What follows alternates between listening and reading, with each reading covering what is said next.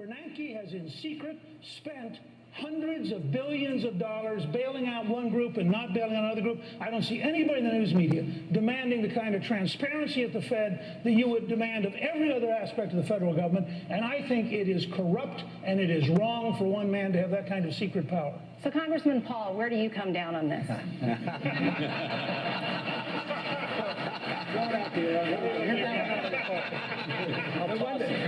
One thing I might say that we have made some inroads on the Federal Reserve. We passed a bill last year. We got a partial, audit of the Fed. We've learned a whole lot. They were dealing in $15 trillion. $5 trillion went overseas to bail out foreign banks. But you know what?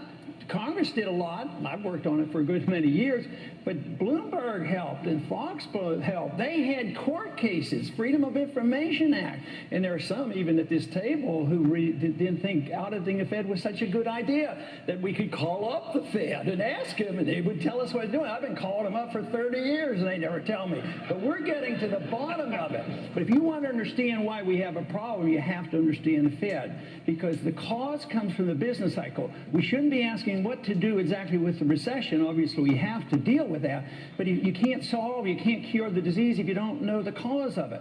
And the cause is the booms. When there are booms, and they're artificial, whether it's the CRA or whether it's the Fed easy credit, when you have bubbles, whether it's the NASDAQ or whether it's the housing bubbles, they burst. And when they do, you have to have corrections, and that's what we're dealing with. And we can do this by building coalitions and not sacrificing any principle. Would you get the federal government out of housing? Yes. Absolutely. I mean, there's no need to. Look at no Freddie Mac, no Fannie Mae, nothing. That's where the distortions come. That's where the moral hazard comes from. That's where the malinvestment, overbuild. It was predictable. You talked about what economists we should look to, and unfortunately, we've been living with Keynesian economics for many, many decades, and everybody who was right about predicting the bubbles were Austrian economists. They said they were coming, and yet they're also saying, and I agree with them, that everything that we're doing right now is wrong. So what we did with the housing bubble, yes, we had too many houses. It was glaring in our face.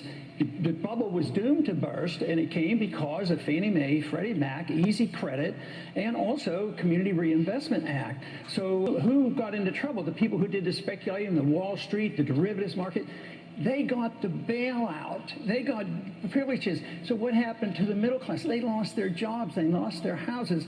This whole system is all messed up. And what I hear here is just tinkering with the current system and not looking at something new and different. And it's a free market economy without a Federal Reserve System, with sound money. If you don't have that, you're going to continue with the bubble. And this propping up this debt and keeping the correction.